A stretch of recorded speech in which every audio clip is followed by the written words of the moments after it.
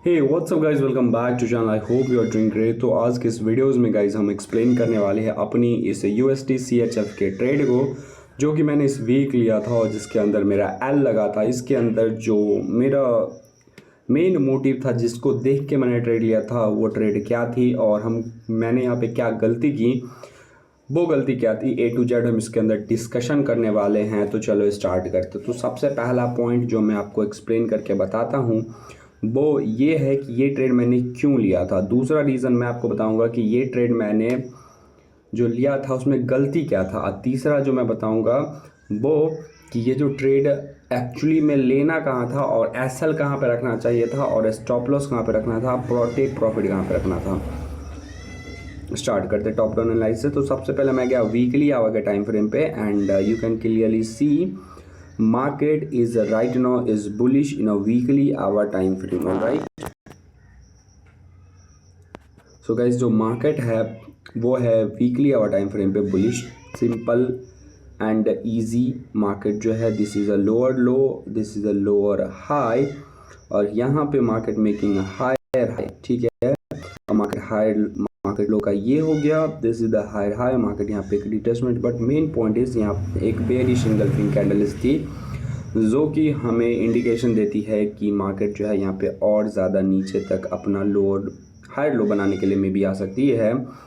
Fibonacci के हिसाब से, जस्ट लाइक कि मार्केट जो है वो फिबोनाची के हिसाब से कुछ अपना 50% बॉडीज़ कवर करने के लिए यहाँ तक के आसपास आ सकती है। बट एक मार्केट जो थी, दूसरी थी मार्केट के अंदर, वो ये थी कि market is above the EMA।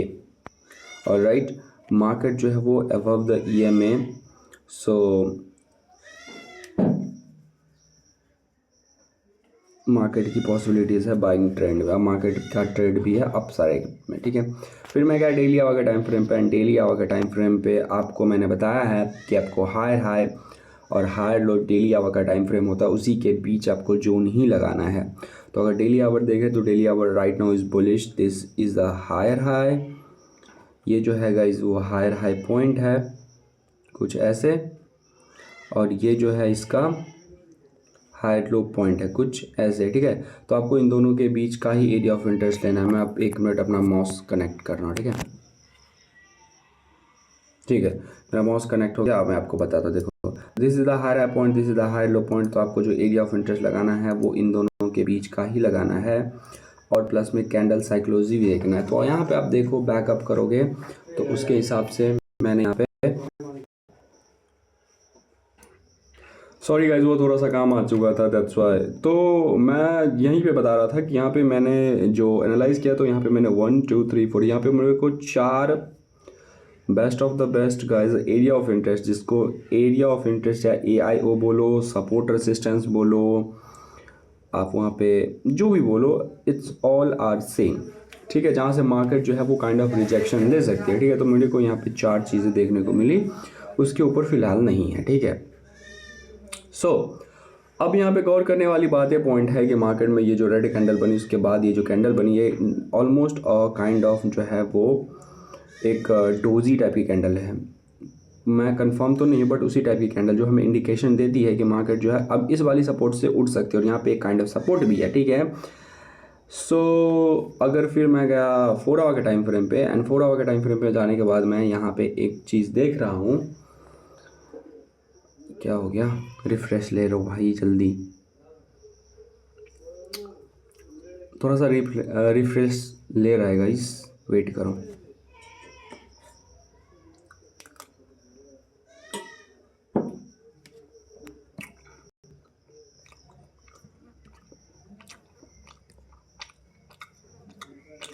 क्या हो गया,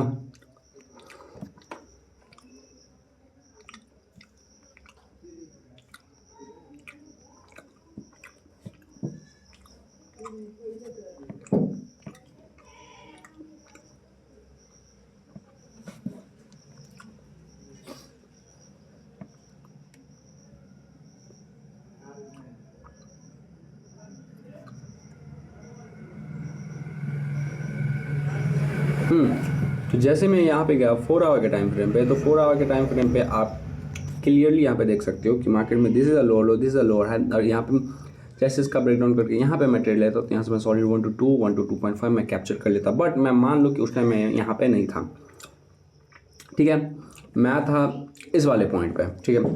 तो अगर मैं इस वाले पॉइंट था तो इस वाले पॉइंट जिस टाइप में मैंने एसएल रखा था उतना बड़ा मेरे को एसएल नहीं रखना चाहिए था, जिससे क्या होगा मेरे को ईजिली 1 to 2 मिल जाता इस वाली पॉइंट तक, सिंपल एंड ईजी। 1 आवर के टाइम फ्रेम पे गया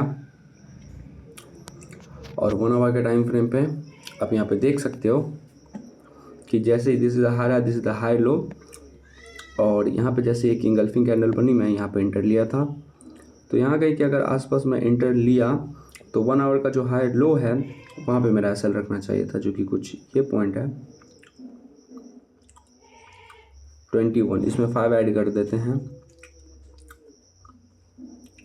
तो हो गया ये 26।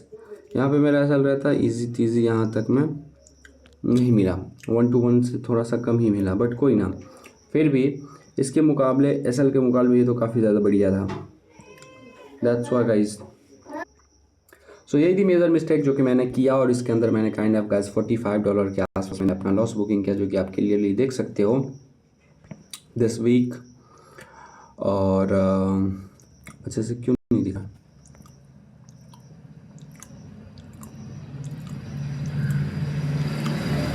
USD CHF, हाँ, और ये देख सकते हो गाइस USD CHF, यहाँ पे मैंने $45 लॉसेस किए हैं। मैंने बाई किया था वही सेम पॉइंट पे यहाँ पे बाई किया, लेकिन एसएल मेरा बहुत बड़ा था, उसके हिसाब से अगर मैं रखता तो इजी पीज में यहाँ पे कैप्चर कर लेता,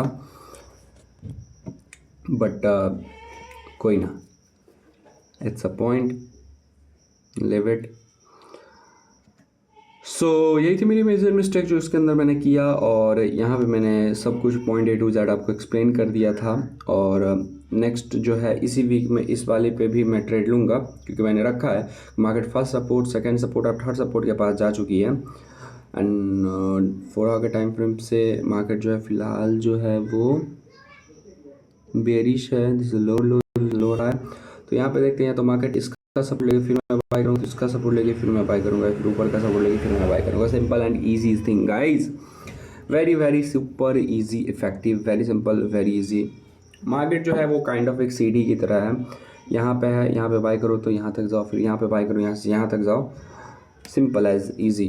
तो देखते हैं इस वीक इसमें ही मैं ट्रेड लूँगा। और मैंने जो एसएल बुक किया वही मैंने आपको बता दिया क्या मेरा मेजर मिस्टेक था इसके अंदर, और उसके बाद ही मार्केट यहाँ से मेरा एसएल खा के मार्केट डेफिनेटली अप पहुँच गया, जो कि बहुत ज़्यादा किकिंग पॉइंट होता है कि आप बहुत ज़्यादा रिग्रेटेड फील होता है अपने अंदर।